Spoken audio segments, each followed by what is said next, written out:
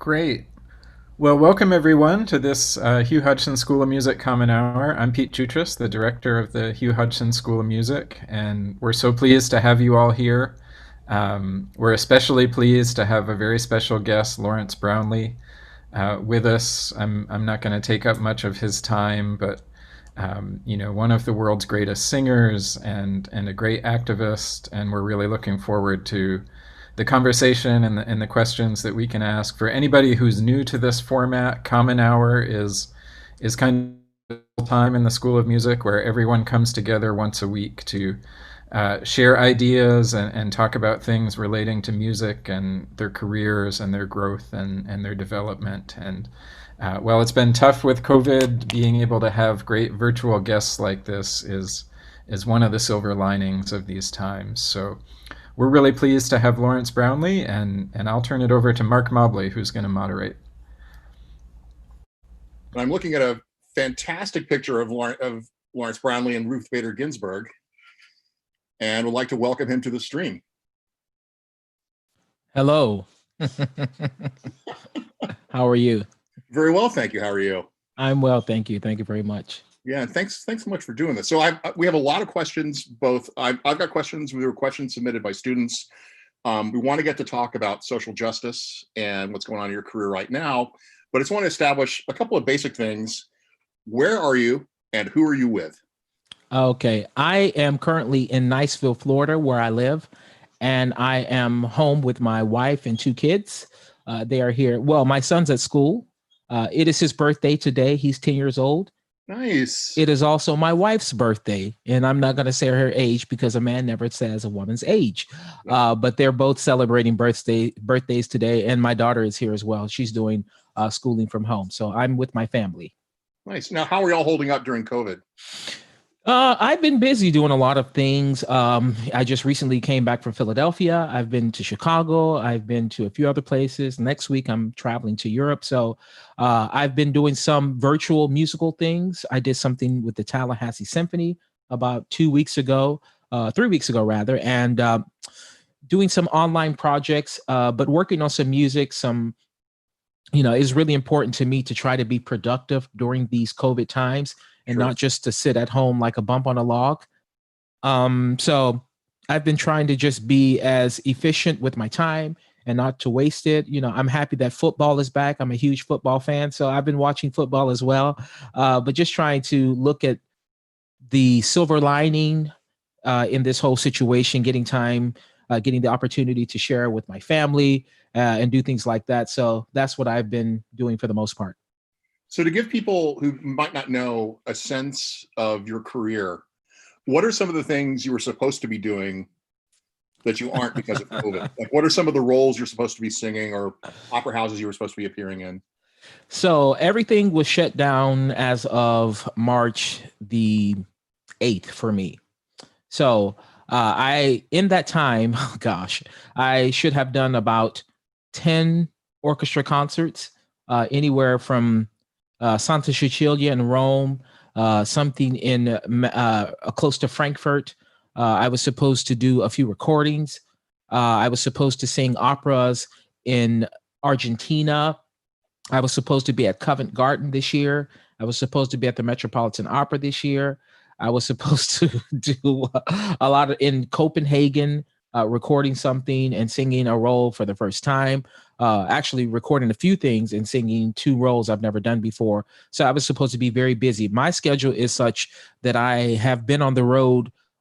It's a little bit less than it used to be. It used to be about 10 and a half months a year, but now it's only 9 months a year that I'm on the road. But because of COVID, obviously everyone else is somewhat shut down. But, I've had the chance to spend essentially 6 months straight at home with my family. So that's been the positive. Nice. Now, what are you looking forward to most when things get back to normal?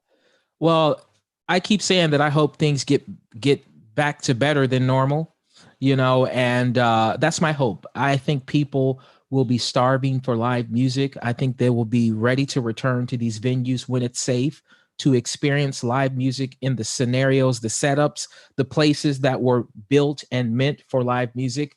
I think people appreciate the certain freedoms that we have the liberty to just get in your car and walk outside in the parks and not have to put on masks in the grocery store and do all these things that we take for granted. Of course, our new normal will be something else. And I am absolutely looking forward to being in society in a different way and just appreciative of the things that, we used to do all the time. Sure. Are there any particular projects or recordings that you can talk Yeah. about? That Well, there's a couple recordings. I was supposed to record a role called Il Pirata by Bellini that I hadn't done before.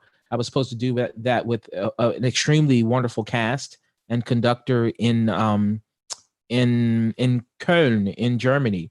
So that got put on the back burner. I have a couple other projects that are coming up. I have a new project that's coming out actually November 13th that I recorded last summer, which is celebrating all the great tradition of American Rossini tenors. And we've had a number of them. So I'll be doing some stuff as I go over to Europe now that to kind of help promote that as well. Again, that's coming out the middle of November. But I have another recording that's planned with the tenor from South Africa, a wonderful tenor named Levi Strauss-Sekapane. I'm supposed to do that with him and a few other projects, full operas. One is Lucia di Lammermoor that I should record at some point. So I have some things. And this is interesting. I know I'm talking to some young singers. I'm actually planning to do a project of the 24 Italian songs and arias. And so to do that, to be able to do that, and I have a couple people, incredible coaches that are going to write some embellishments and cadenzas to go with those. But, people, when you're 18 years old and you're singing Caro mio ben, a lot of people think it's just Caro mio ben, but it really can be beautifully sung. And a lot of people have done it. And I like to return back to those things that actually got me started. Nice. So one of the things you've been doing during lockdown is the Sit Down with LB, which is a Facebook Live series with Black opera stars. How did that come about, or what was your intention with that? Well, the reason that came about, I had a lot of people over the years. I've had a lot of people who reached out to me and said, I would love to be able to get advice from you. I would love to know what it is to be an opera singer. I would love to know the things you go through on a day-to-day basis, your preparation and discrimination perhaps, but also the highs and the lows, the mundane things, the travel sometimes, just everything about the career. And so since we're sitting at home, I thought that rather than myself do the talking, to reach out to some of my colleagues. And it started out with some of the young and the people that are at the real top of the career right now. My first guest was Angel Blue, who's a phenomenal singer.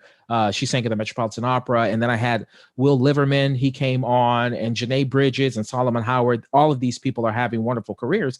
But then I just started to think, some of the more seasoned and people who aren't singing anymore, like George Shirley, I had him on as well, and he was thrilled to do it. And so I started reaching out to people like him, of course, Martina Royal, Vincent Cole, Denise Graves, Florence Quabar, Roberta Alexander, and all of them were thrilled to do it, even Simon Estes. And so as of late, I've had some of the real stars, some of the African-American stars, and it's meant to be a program to encourage people, young singers, to give them advice, to give them insight into what it is to be an opera singer, traveling, spending your life on the road in hotels and eating European food sometimes, or some of the, experiencing some of the traditions that we don't know ourselves here in the States. I'm assuming that most of the people are Americans here in this. I know everyone isn't, but to give you a real sense of what it is to be an international opera singer. And so I've had some fantastic guests thus far, and it's been a lot of fun for me. Now, did any people surprise you, or did their stories surprise you? Yeah, I've been fortunate to do many of the things that some of them have done, as far as like singing in some of the theaters, and some of the struggles that they've had, some of the funny things that have happened surprised me. I expected, coming through to Europe, doing a European art form, or even in this country, I felt that, I had a good gist of it. But for example, I think Simon Estes, he told me about some stories that he went over there having no idea of what learning a Russian piece on the plane that he did a competition for and won on Wow. the plane, and he did that. And then even Arthur Woodley, I talked to him last week. He talked about turning down certain contracts, and people told him he would never have a career, and then something happening miraculously. So everybody has their little stories and their anecdotes and stuff like that. So there were some surprising things, and we all have our different stories, but to hear and understand some of the things they went through was fun for me, and it definitely did, have me thinking, wow, we're lucky to be doing what we're doing. Nice. Now, in the introduction to the sit down, the pre-packaged, the tape introduction, aside from you looking fetching in a kilt, there is a picture of you with UGA alumnus Titus Burgess. Yes. What's the connection there? So Titus Burgess, he and I were a part of a 25th celebration of Renee Fleming at Lyric Opera of Chicago. So Renee is a dear friend of mine, and we got a chance to know each other many years back as we did a show called Armida at the Metropolitan Opera. And so since then, we've become pretty good friends. We talk actually quite often. And when they were telling me at Lyric Opera Chicago, which I have a role as a community ambassador with the company, they said, we want to have a big concert celebrating her 25 years. Would you come and do it? So I didn't know Titus was going to be a part of that. He was a last minute addition, but he ended up showing up. But when we met, he was like, I know who you are. Oh my gosh, I've been following your career for a long time. And I was like, I know who you are. So we hit it off. And I actually had a couple friends of mine, two of my very dear friends, who wrote me, who are UGA alumni as well. And they said, oh my gosh, I can't believe that two people that we love are in the same picture. And so Titus and I, we do communicate from time to time, and we're supposed to, next time I get to New York, we're supposed to go out and have dinner. But he is someone who has a great appreciation for classical music, and he is a fantastic singer and pianist. So he's a great guy. Nice. So you're active on social media. Yes. I love your Twitter posts with your daughter. Yes. And now you said in one of the sit downs that you hated singing as a kid. Is that true? I absolutely did. I'm one of 6 kids, and I was drawn to music early on, but I was an instrumentalist. So I grew up in a church called the Church of God in Christ, and it's a church where you have a lot of instrumentation. You have drums and guitars and keyboards and even a washboard. I don't even know if you know what that is, but like it comes from I think a Southern tradition. But they'll bend a hanger and then they'll scrub the washboard. And I think some people have seen it in other genres as well. But we used to have that. But it's a very interactive church as far as like the instruments. And so I migrated to the drums. That was the first instrument I ever wanted to play. But my dad loved the electric guitar. And so he really kind of forced that upon me. And I kind of took to it, then started picking out the keyboard a little bit. And I played all those things, but I was not a singer. But my dad was the choir director at our church, and my mother was a soloist. So music was in my family. And I have 4 sisters and 1 brother, and the house was filled with music all the time. But I remember at an early age when my father was teaching the choir something by rote, as we say, and my dad was getting the part wrong. And I remember just hearing in my head, like, Dad, that's not right. You're teaching the part wrong. And I didn't really know the song. But I told him, I said, you got to get that right. And I said, this is the note they should be singing in the harmony, 3-part harmony. And so he said, you know what? I think you're right. And so it was that instinct. I had to be like 10 or 11 years old that I knew music orally, but also probably vocally was something that I had maybe a gift for. My mom said I would sing spirituals in my sleep when I was a kid. And so I guess music was in me and needed to come out. It wasn't until high school that I got involved with show choir and choir that I got less shy about singing. And that's when my voice started to come out, as opposed to when I was younger. I was shy about it in the beginning, but high school, when I had people tell me that, hey, if you sing, the girls will think you're cute. And then I said, oh, okay, that changes everything. I'm not shy anymore. So we've got a question from our student. We have a number of them from our Student Committee for Actionable Anti-Racism and Inclusion. Yes. And the first one is, growing up, Did you feel like you did not belong in the realm of classical music? And how did you jump over those hurdles and barriers? I didn't feel like I didn't belong. And the reason why is because I had no idea of classical music. As I said before, I was involved in this show choir that it was a show choir of 12 students that represented my city of Youngstown, Ohio, from various schools. There were 5 schools that were included and 12 students that you had to audition for the show choir. And then it was a group that talked about unity, brotherhood, togetherness. And so that was the real focal point of that group in itself. And so because our group was doing a lot of things, we actually traveled to Europe for the first time when I was 15 years old. Wow. So I got a chance to see Germany, France, and Spain before I graduated from high school. I don't know a lot of American people at that time, even now, who do that. So my mind was open up to the world of music. But because as a result of being a part of that group, I got a chance in my senior year to take music lessons at the university in my hometown, Youngstown State University.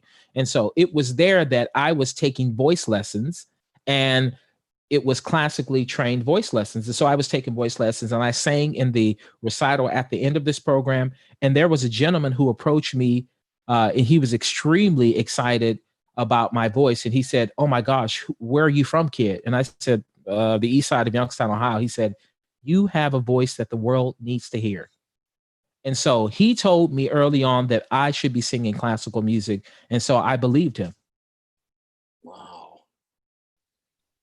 So you have a captive audience of students right now. Okay. Is there anything about your undergraduate or graduate experience that you would celebrate or change? I can celebrate a lot of things. One of the things that I think was important to me, I'm an energetic person. I think people may be able to see that right away. And I am somewhat of a free bird. So I like to go, go, go. What I did in undergrad and grad school is I was a real student of music. I went to everything. I went to flute recitals. I went to recorder recitals. I went to piano recitals, choral recitals. If I had colleagues that were doing junior recitals or senior recitals or master's recitals when I was in graduate school, I would go to them. I would go to the listening library. I was always listening. I was always trying to take stuff in. So I celebrate the fact that I had that at both my undergrad school, which was Youngstown State for 1 year, then a school called Anderson University in Anderson, Indiana. And its focus was on more contemporary Christian music. So that was another aspect of music that I got a chance to take part in. But then when I went to graduate school, I went to Indiana University in Bloomington, which had a huge school of music. They had a lot of things going on, between 6 operas a year during the school year and 2 in the summer, but also choral concerts and chamber operas and vocal recitals. So I just went. I celebrate the fact that I had a chance to see so much, and it was at my disposal. And I think in most colleges and universities, you have these opportunities to see and to experience, and it was important for me to do that. I definitely can say that I benefited from having taken in so much, because I consider myself a real student of singing and music in general. So I celebrate the fact that I had so much. It was important for me to do that. And I think it has, as I said before, it has benefited me as an artist today. Is there anything you would do differently in retrospect? I think I would take some things more seriously. I was a good student, but I think paying more attention. I paid attention. That doesn't sound right. But even in the piano and the theory skills, I realize now that how important it is for me to be able to put together things myself. And I'm thankful that I did take it serious enough that I have the basic piano skills and theory skills to work out some things. But when you have music that's more challenging, you need to be able to have a real strong foundation and not need to always run to a coach or a teacher to help you learning something. And so what would I have done differently? I would have taken some of the things, I would have given them a lot more importance. I was really focused on my voice, but I would have thought about even the language parts of it. I had to do some of those things later after I got out of high school. I actually took some many private lessons in French and German and Italian because I wanted to make sure that I had an ability to speak and function in those languages. So if I had done that in college and took that a little bit more seriously, I keep saying that, and I don't mean it that way, because I was a good student, I thought, but really being more, capitalizing on the opportunities that were there for me, I think it would have been helpful for me. Interesting. So we have another question from the committee, Mhm. which is, do you believe there's a pipeline issue with getting musicians who are Black, Indigenous, and other people of color into conservatories and schools of music, into graduate studies, and into professional settings? And if you do, what may be the solution? Well, I've heard this a lot. I've been doing a lot of talks as of late, about certain issues. I think sometimes exposure, awareness of what's going on. I think that is the problem. And I think the main thing is making sure that the people that are choosing students are inviting, or hearing some of these applications, or that has to become more diverse, because a lot of times the things that you invite are the things that look most like you. And so, do I think that there's a problem as far as like the streamline people getting into these things?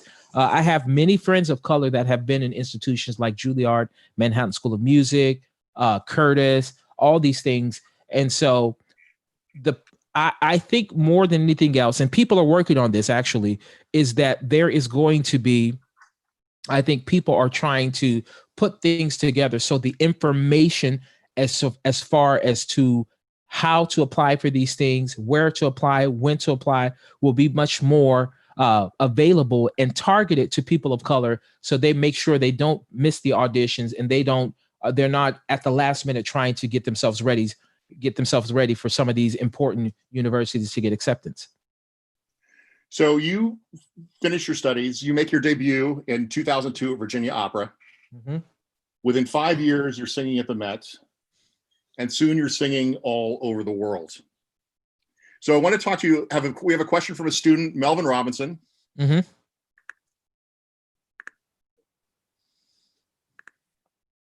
Trying to unmute. There you are. Hello, Melvin. Hi. Hello. And what's your question for Mr. Brownlee? All right. Well, first, Mr. Brownlee, thank you for sharing your experiences and just your knowledge on all that you've been doing.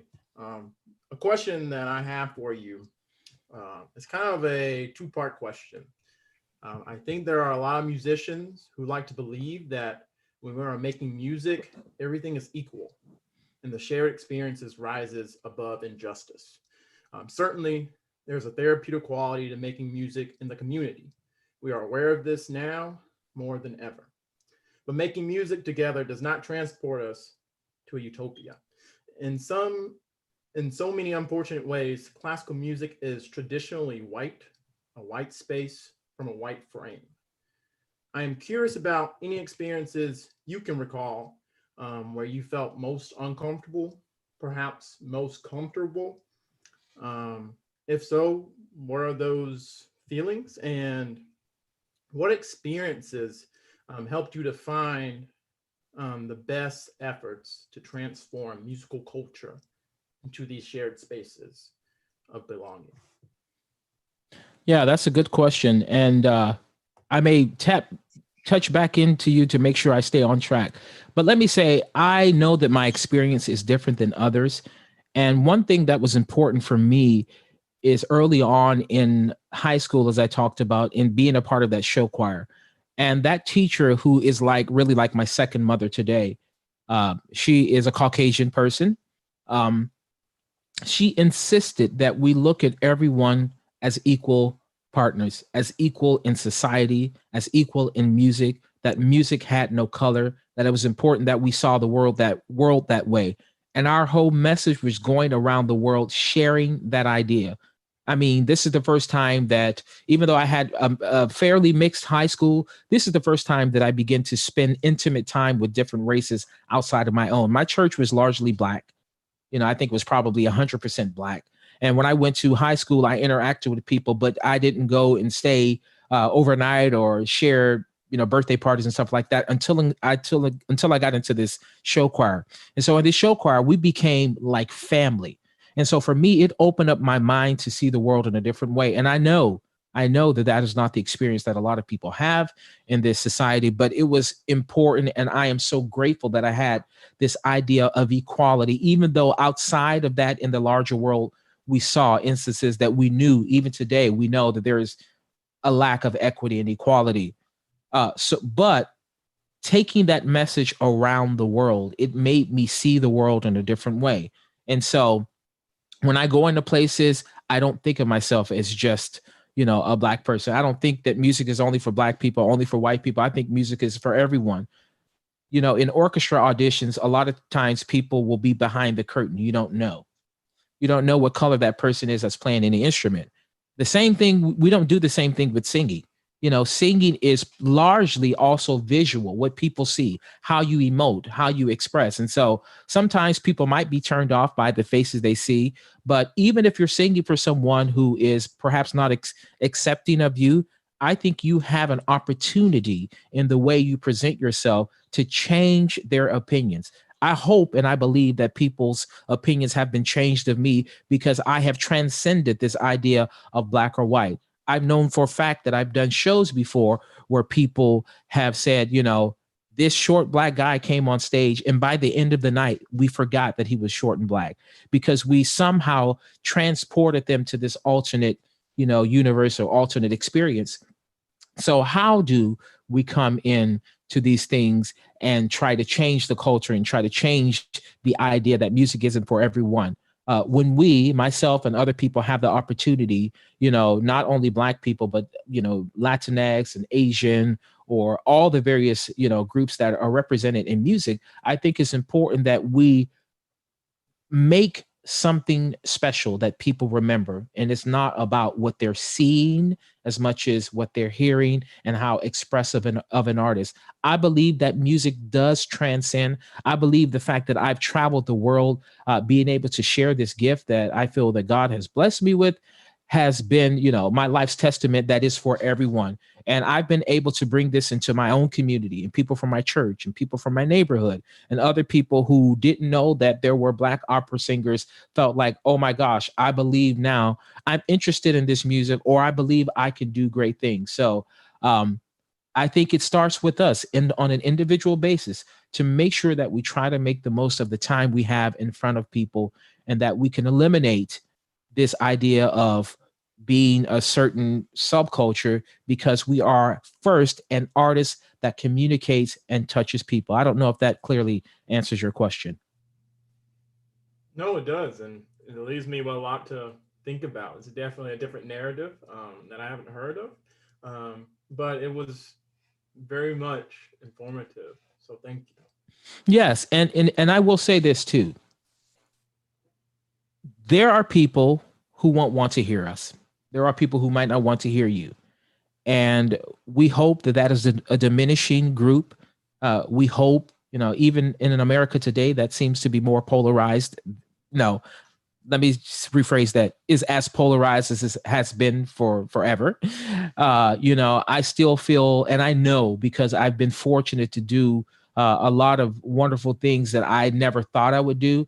I know that music is that thing that can transcend. So when people tell you that it's not for you, or if you feel some resistance, one of my great mentors, Gerald Shirley, he said to me, you'll knock on some doors that won't open to you.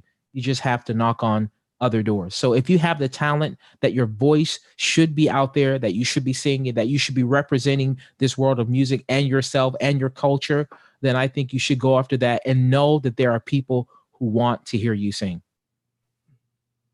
Nice. Thank you. Mr. Rayvon Love. Hi, hello. Hello, Thank Rayvon. you, Mr. Brownlee, for having us today. It's a special privilege to have you here, and I feel honored to ask you this question. So we've seen in the past that you've done, various concerts with other tenors, such as Javier Camarena, and also most recently this year, Michael Spears. And so I want to ask about this new album that you're putting out with him in the coming weeks. Whose idea was that to do this brand new historical thing of tenor duets and trios, because that's not rep that we see often? Yeah, so I'm one of these people that I believe that tenors do get along.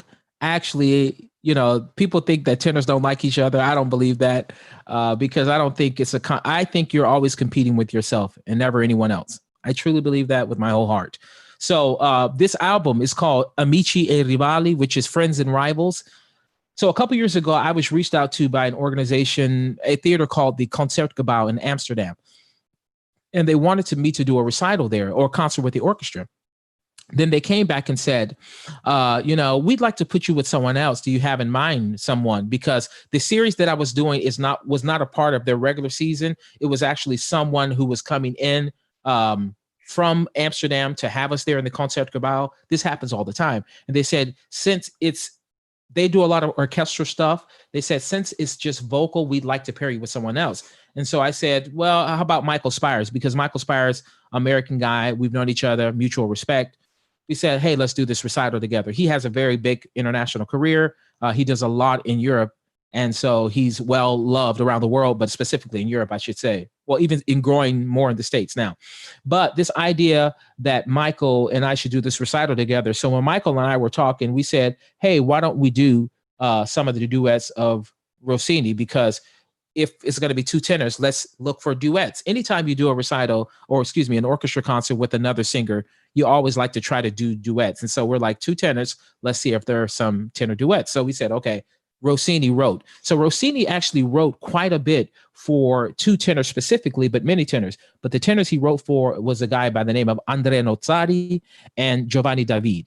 And so it seems like the type of voices they had, Nozzari, Michael Spires, who is a real baritone. He's a baritone who went up to tenor, and he has like this freakish voice, right, similar to that of Chris Merritt and Bruce Ford and some of these other guys. Those are extremely rare. And it seems like my vocal makeup is similar to Giovanni David. And so we said, let's do some of these duets. So we went to this concert. We had never sung together before. But Rossini wrote many of these operas, Ermione, La Donna del Lago, Otello. There are a lot of them. So we're like, okay, let's do this. So we sing at the concert. I keep saying recital, but it was a concert. We sing at the concert, and the audience is really enthusiastic. So as a part of the concert, we sing the Otello Duet, the one that I sang with Javier Camarena at the Richard Tucker Gala. So Michael and I sing this duet, and the audience, they go wild. They really love it because it's infused with tenors battling with high C's. They want to go after each other. So, right. So we, in the concert, what we do is we like try to hold them as long as we can, as the way I did with Javier Camarena. So we sing it in the concert, and the audience is really enthusiastic.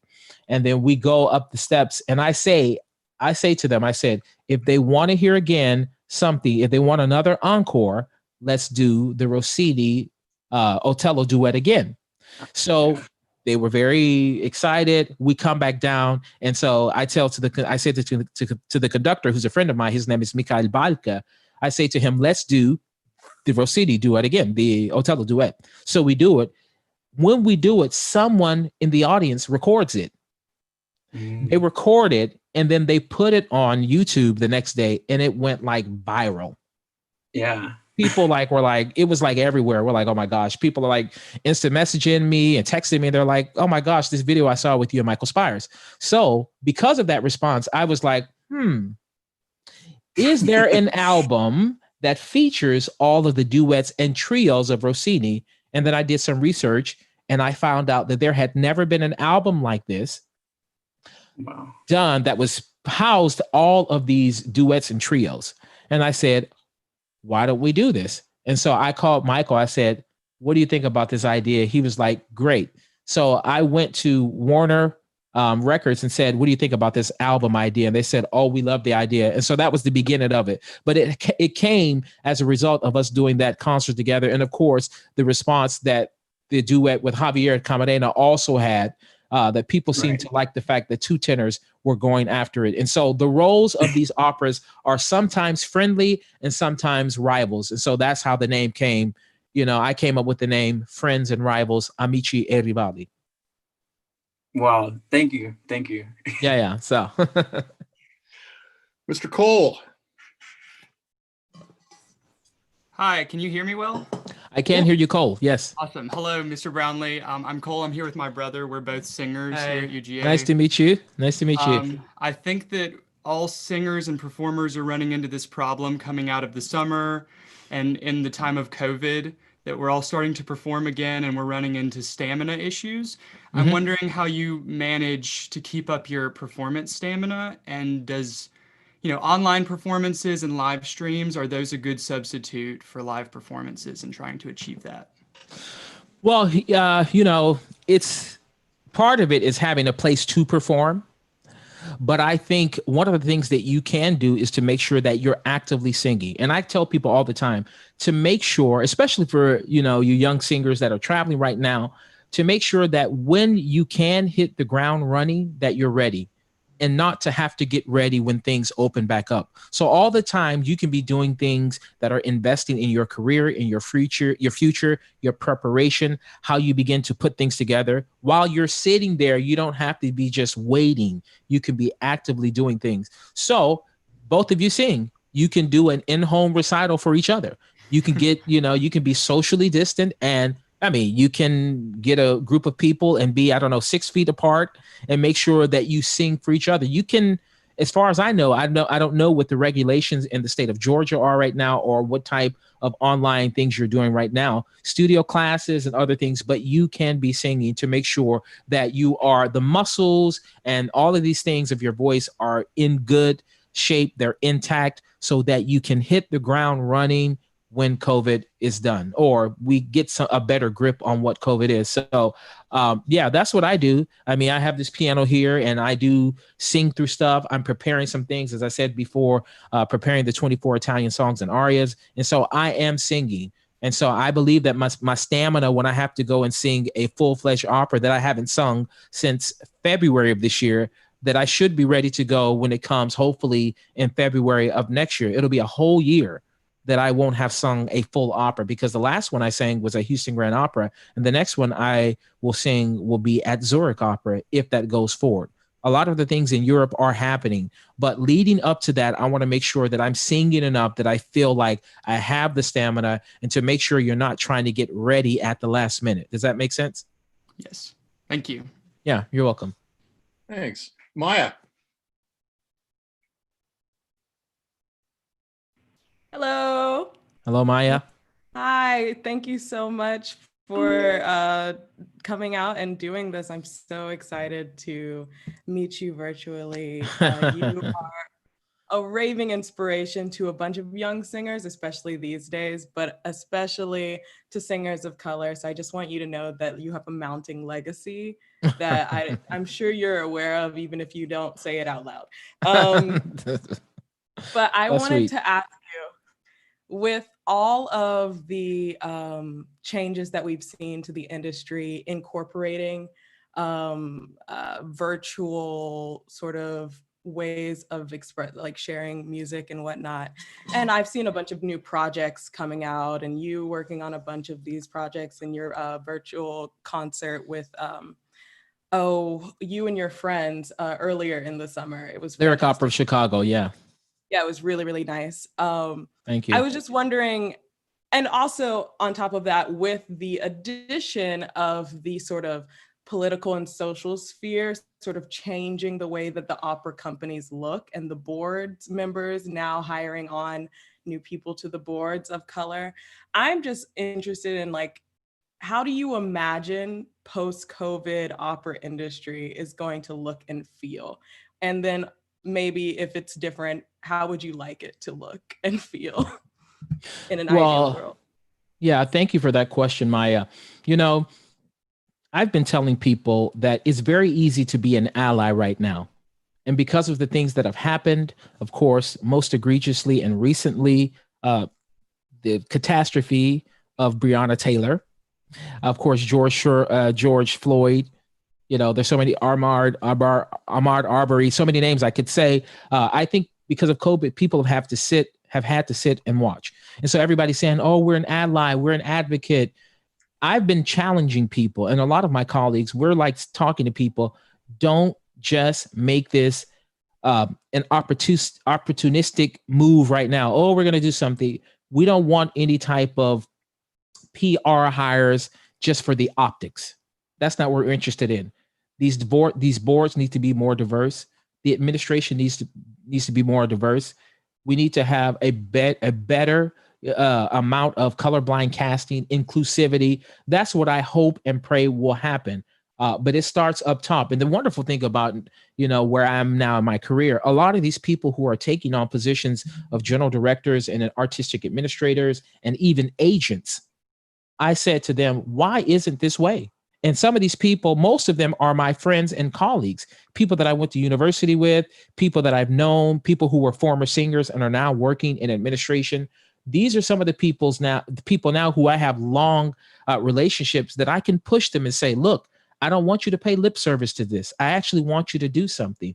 I want to make sure you're doing this. And so one of my very good friends, he's at an opera company now. He just hired, the second in command rather, is a person of color.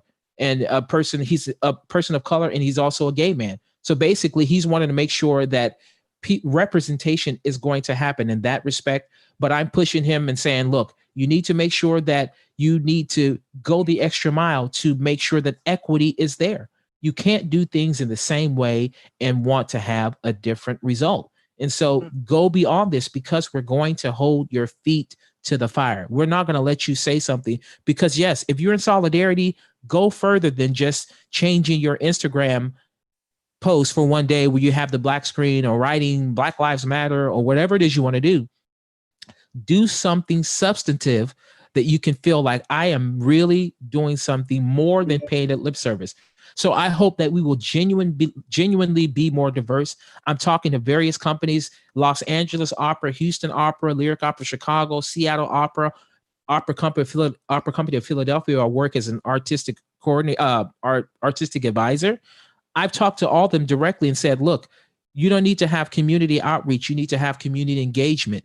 That means it's an active thing that's always going on. You need to think about the way you market this stuff, your season, to various parts of this city, because if you market it in a certain way in the suburbs, in the lily white suburbs, it's different than trying to market this in, the inner city where you have a large number of African-American people. Not always, but you understand what I'm saying? You have to make sure that you at least have the awareness that you're talking to different groups. But as an artistic institution, you need to make sure that you are presenting things that everybody in that city, you're supposed to serve that entire city, and to make sure that it is really geared to reaching everyone.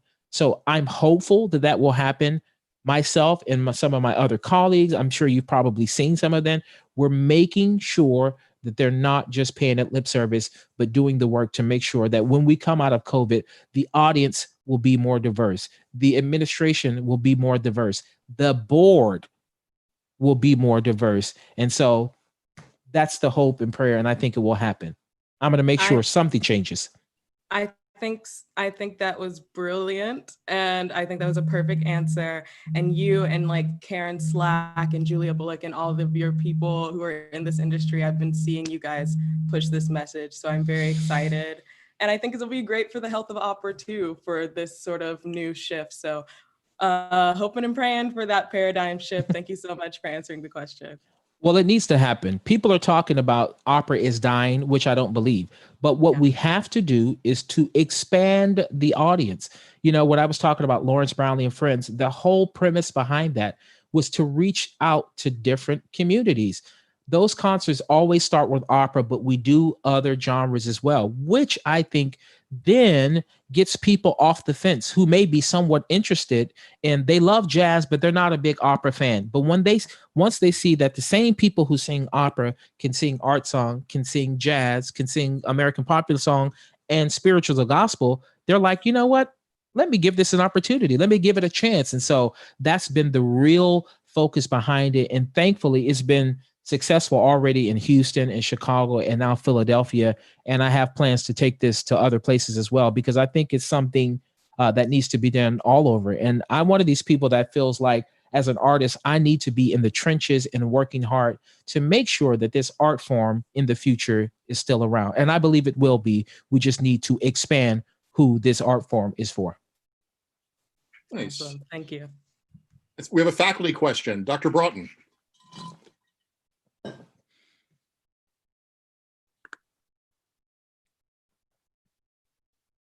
Dr. Broughton.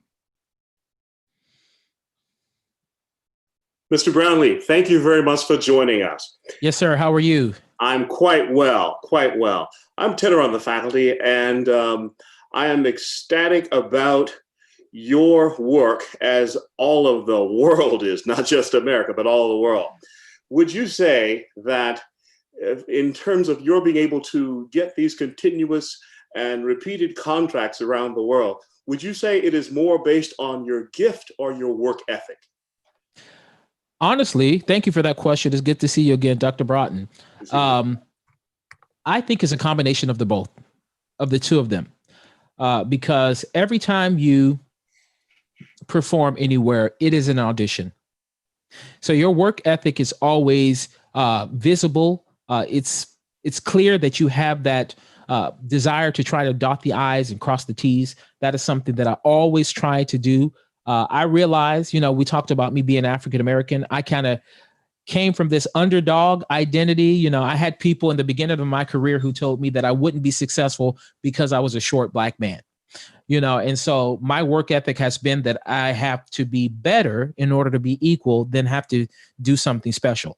So for me, I always tell people, even when I do master classes, and I've been doing many of them lately, I tell people that you have to not be a recorder that regurgitates information that you heard.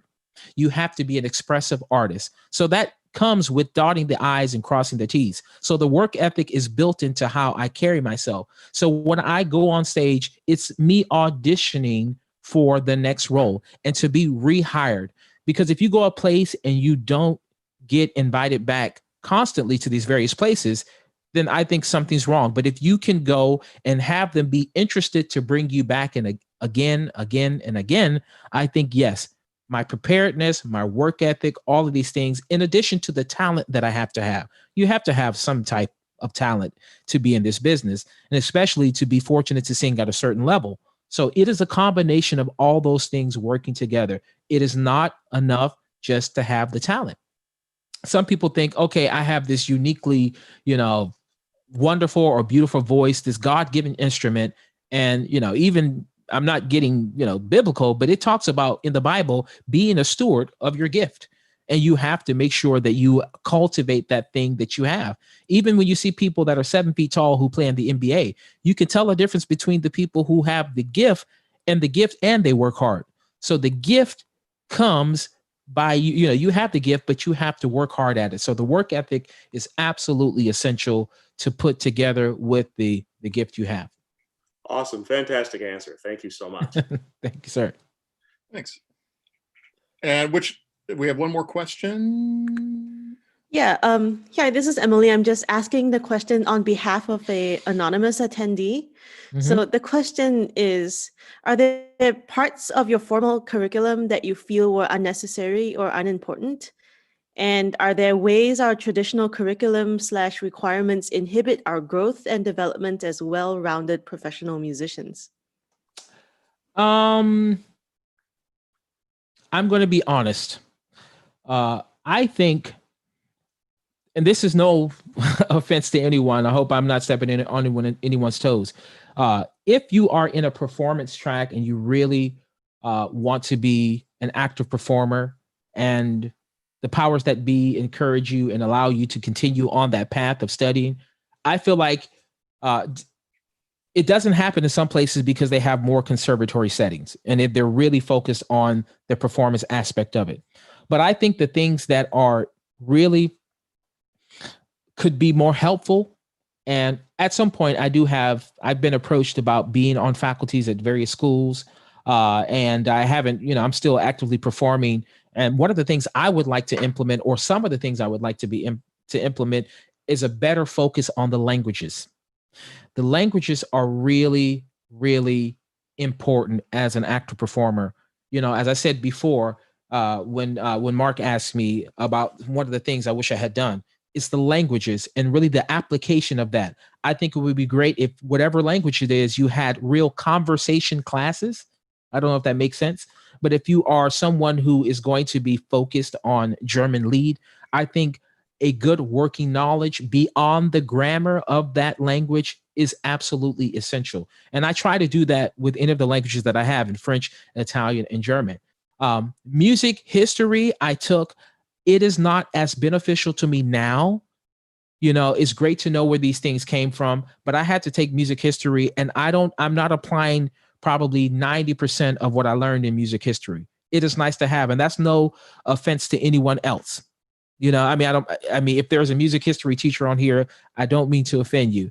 It is important for other people, but for people who are on the performance track, I think it would be better to have an a la carte type of what I'm going to need. For example, if you're someone who wants to do almost all German lieder and want to be a specialist, or French chanson, I think if you're taking languages, if you have a language requirement, it would be better served if, instead of taking all three of the languages, because we know once you learn another language, you have an affinity towards the other languages.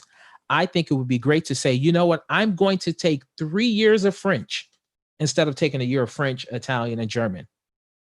Because if you sing in some of these other languages, yes, it's good. And even sometimes when you're learning these things, you do translate and have an idea of what you're saying. But having a real working knowledge in one language rather than parts and bits of 3 languages, I think it will be more useful. Now, this is my opinion. And the fact that people will get the opportunity to do travel and international travel and go to various things, they'll have the opportunities to pick up other languages. But if you can get a real solid foundation in one of those 3 languages, I think people, the one you're going to focus on, I think people would be better served. So what am I saying? Either choose to say, oh, you know what, I like all the languages. I want to take 1 year of French, 1 year of Italian, 1 year of German. I don't know how it is at University of Georgia. When I went to Indiana University as a master's student, they required a year of all those 3. I think it would be better served if people could focus on one language if they want to, or then take the 3. So either or, and not be necessarily handcuffed to take all 3 of them, because I think you would be better served. And then figure out what you need. Music history. If you're going to be an early music singer and you want to do some other things that are specifically good to you, rather than having to do all these things that are requirement, I think we should be able to kind of focus on the things that will be helpful for what our aspirations are. If that makes sense. Emily. Thanks. So do you have time for a few more questions? Sure. I got a couple more minutes and then I have to go pick up my son. I don't want to keep you for that. We've got a question from Liana. Okay. Hi, Mr. Brownlee. And I first want to say thank you for your last response. I'll start there. And so my question has a little bit to do with your gospel background. Mm-hmm. First of all, I love it when you throw a run at the end of an aria. It just gives me life. But my biggest question is, how have you managed, and this may not have been an issue for you, but how have you managed to keep the ease or the coziness of your gospel voice in your classical music and not losing any of that? I'm at a place where I want Daryl Coley and Debussy to meet. Right. So how have you managed to keep those vocal colors and that comfort and that coziness of gospel and jazz, and still maintain and perhaps use that to enhance your classical singing? Love the question. As I said before, I grew up in the church. So Daryl Coley, of course, I knew who that was before he passed away. I mean, everything from, the Hawkins were a little bit before my time, but I grew up on Milton Brunson and the Thompson Community Choir. I mean, commissioned the Winans. Absolutely. All of them. Yeah. Later on, Kim Burrell, Ricky Dillard, yep. New Direction, Donald Lawrence, mm-hmm. James Hall, Douglas Miller. Yep. I mean, if it was gospel, I knew it. I mean, I was hardcore gospel. So that was the foundation of what I had. And then thankfully, as I said before, through school, I got involved in choral singing and really good choral singing and the madrigal stuff and other things. And so I feel like my musical education expanded, and it was so large that I could pull from these various pots. And I truly feel that a good singer understands that some things are stylistically different and not necessarily always technically different. I'm a big advocate of singing technically healthy all the time. And, you know, we hear some gospel singers and they're like, you know, Rance Allen, who I love, he will holler. You know, Joe Lagon from the Mighty Clouds of Joy, you know, before he died, he will holler, you know. Andre Crouch, everybody has their styles. And then you hear some people who are able to give the expression, but be able to sing in a way that's technically sound, and I can hear it in their singing. So what I always try to do is make sure I never sacrifice what I'm doing from a technical standpoint, because my teacher, she says, you have to sing on the interest of your voice and not the principle, meaning that you don't have to sacrifice anything of this in order to sing something. Stylistically, we can change some things in colors and throw a run on the end and put a LaShawn Pace Rhodes, and, you know, you can have some of these elements if you can draw from this bag of, I don't want to say tricks, but if you can draw from this bag of things you have at your arsenal or at your disposal, I think they can enhance. And I think, you know, because of growing up in gospel music, that, you know, people would say all the time that you have to sing from the heart. So the thing that moves you and inspires you in church is, you know, the inspiration, the message that you're delivering. And so in the spirituals and even in the arias, if I'm singing Elixir of Love, I try to sing with my heart, and then try to, when I can infuse something I'm doing with an art song in the flexibility of something, I try to incorporate that as well. But I don't think it's a detriment to be able to sing all these other things, as long as you make sure that the health of your singing is always paramount and at the forefront. Absolutely. Thank you so much. You're welcome. That's a fantastic final question too. And I could talk to you about Take Six all day. That's this for me. Take Six, I think it was 14 years old that I first heard about Take Six. So I'm 40, I'll be 48 next month. Well, next month. I remember listening to the first album, which I listened to often. I would play that tape from the beginning to the end. Some of these kids weren't born when you had tapes. You know, I would flip the tape in my Walkman, play the second half, flip the tape, play the first half. I would do it the entire day. I am a Take Six junkie. And so for me, they blew my mind. And today, for me, I don't think there's ever been a better a cappella vocal group that has existed. And there are many really, really, really good ones. But for me, Take Six it's not even close. Absolutely. Well, enjoy the birthday celebrations. Thank you. And thank you so much for your time. It was just fantastic. Happy to be with you all. Thank you. Good luck to everyone. Stay positive.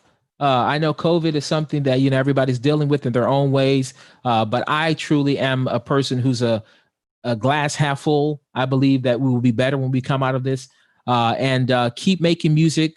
So when we get out of this, we're ready to go. And I wish all of you well in your studies and your private lives, and have a wonderful day. Amen. Thank you, sir. Thank you.